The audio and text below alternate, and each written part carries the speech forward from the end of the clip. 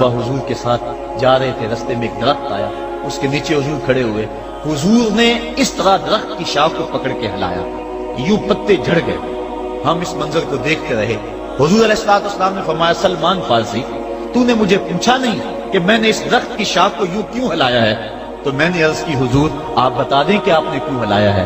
فرمایا، سلمان، جس طرح اس درخت کی شاخ کو ہلایا گیا اور سارے پتے جھڑ گئے، جب کوئی بندہ سجدے میں سر رکھتا ہے، نماز پڑھتا ہے، اس کے سارے گناہ دھل جاتے ہیں اور وہ پاک اور صاف ہو جاتا ہے۔ ایک دن فرمایا، صحابہ، اگر کوئی بندہ اس کے گھر کے سامنے سے نہر گزرتی ہو اور وہ دن میں 5 مرتبہ اس نہر کے اندر غسل کرے تو بتاؤ اس کے بدن کے اوپر کوئی میل کچیل رہ جائے گا؟ عرض کی، نہیں۔ فرمایا، اس طرح جو 5 نمازیں پڑھتا ہے اس کے بدن کے اوپر گناہوں کا میل نہیں رہتا۔ فرمایا، الصلاۃ معراج المومنین، نماز مومنوں کا معراج ہے۔ عماد الدین الصلاۃ، نماز دین کا ستون ہے۔ حبب الی من دنیاکم ثلاث، الطیب والنساء وجعلت قرۃ عینی فی الصلاۃ، مجھے تمہاری دنیا سے صرف 3 چیزیں پسند ہیں، خوشبو، منکوحہ بیویاں، اور میری آنکھوں کی ٹھنڈک نماز میں رکھی ہے۔ اور حضور نے یہ بھی ارشاد فرمایا، من ترک الصلاۃ متعمدا فقد کفر، جس نے جان بوجھ کے نماز چھوڑی گویا اس نے کفر ہی تو کیا، یعنی کافروں والا کام کیا۔ حضرت امام فخر الدین رازی نے تفسیر کبیر میں لکھا، حافظوا علی الصلوات والصلاۃ الوسطی، اس آیت کریمہ کے تحت ایک عورت مدینے کی گلیوں میں چیخ رہی ہے اور کہنے لگی، مجھے حضور کے در کا پتہ بتاؤ۔ حضور کی چوکھٹ کا پتہ بتلایا گیا، وہ حاضر ہوئی۔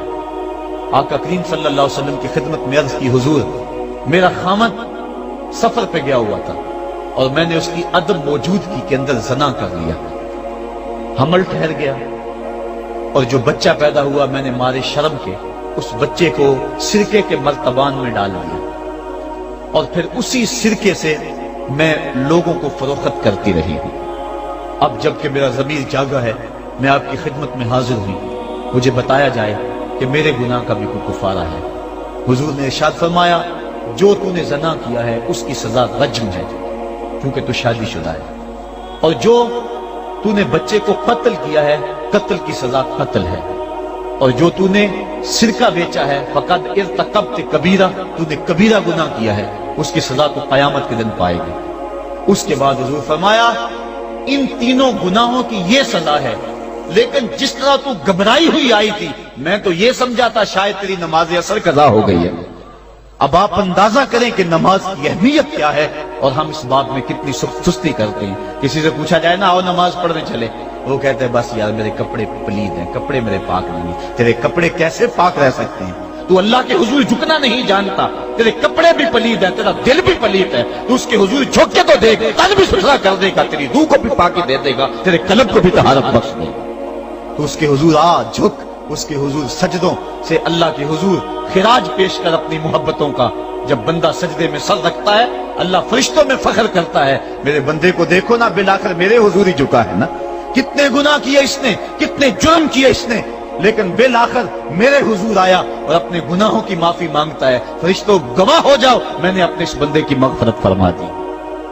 تو اللہ کے حضور نماز پڑھنے والا، بلکہ ایک روایت مسند امام احمد بن حنبل میں موجود ہے، حضور فرمایا، جب بندہ نماز کے ارادے کے لیے اٹھتا ہے اور وضو کرنے کے لیے جب پانی کا پہلا قطرہ چلو پہ لیتا ہے، جو ہی اس کے بدن سے وضو کا پانی چھوتا ہے اللہ اس کے گناہوں کو معاف فرما دیتا ہے۔ جس نماز کے قصد کے لیے اٹھیں اور وضو کریں اور پانی چھوتے ہی گناہ معاف ہو جائیں، اگر اس نماز کا اعلیٰ درجہ سجدہ کر دیا جائے تو پھر مالک کی کتنی رحمتیں نازل ہوگی۔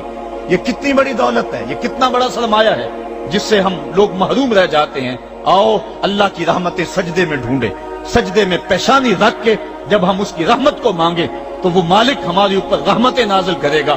آج پوری دنیا کے اوپر مسلمانوں کے ساتھ جو حالات ہیں وہ کسی سے مخفی نہیں۔ کوئی کہتا ہے کہ معاشی طور پہ مسلمان کمزور ہیں، اس وجہ کو بھی میں تسلیم کرتا ہوں۔ مسلمان کے پاس آلات حرب و ضرب بھی موجود نہیں ہیں، اس وجہ کو بھی تسلیم کر لیا جائے۔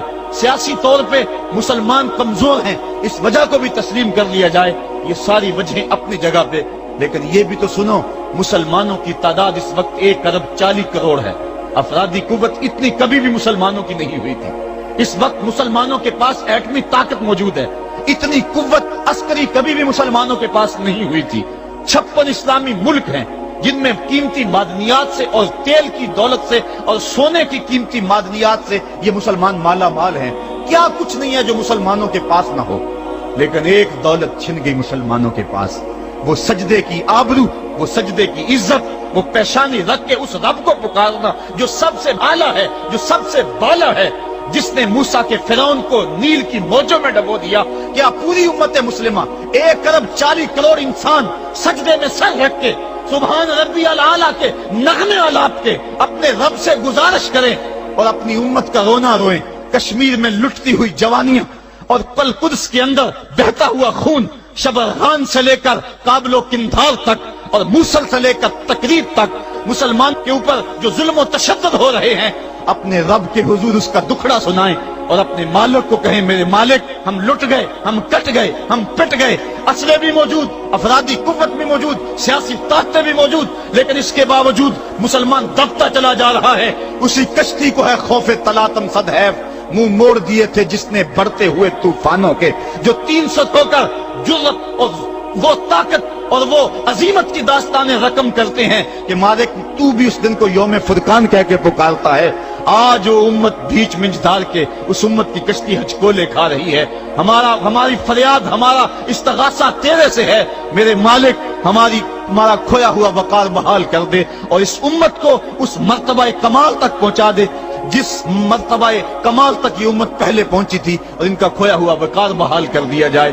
آج بھی ہم اگر سجدوں سے اپنے رب کو منا لیں اور وہ روٹھا ہوا رب آج بھی ہماری مدد کے لیے آ جائے تو پھر کوئی قوت، کوئی طاقت ہمیں نہیں لٹار سکتی۔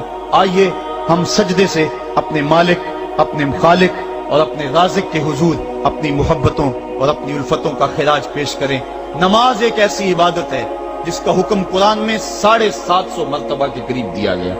اور ایک آخری بات عرض کر کے اپنے موضوع کو سمیٹنا چاہوں گا۔ میرے اور آپ کے آقا مولا حضور نبی رحمت صلی اللہ علیہ وسلم پر جب وقت آخر آیا تو آخری وصیتیں جو حضور نے اپنی زندگی میں کی وہ کیا تھی؟ 2 وصیتیں تھی حضور کی آخری، جب حضور ایام مرض میں تھے، اور آخری وصیتیں اس کے بعد حضور نے کوئی کلام نہیں کیا، وہ یہی تھا الصلاۃ الصلاۃ الصلاۃ الصلاۃ۔ لوگوں میں تمہیں نماز کی تاکید کرتا ہوں، میں نماز کی تاکید کرتا ہوں۔ اور دوسرا فرمایا جو تمہاری ملک میں تمہارے غلام اور تمہاری لونڈیاں ہیں ان کے ساتھ حسن سلوک کی تاکید کرتا ہوں۔ یہ آخری 2 باتیں تھی جو حضور نے ارشاد کی۔ حقوق اللہ کے حوالے سے نماز اور حقوق العباد کے حوالے سے حضور نے کمزوروں کے حق ان تک پہنچانے کی تاکید امت کو دی، اور اس کے بعد پھر حضور انتقال کر گئے۔ آئیے ہم سجدوں سے اپنے رب کو راضی رکھیں۔ اللہ مجھے آپ کو توفیق عمل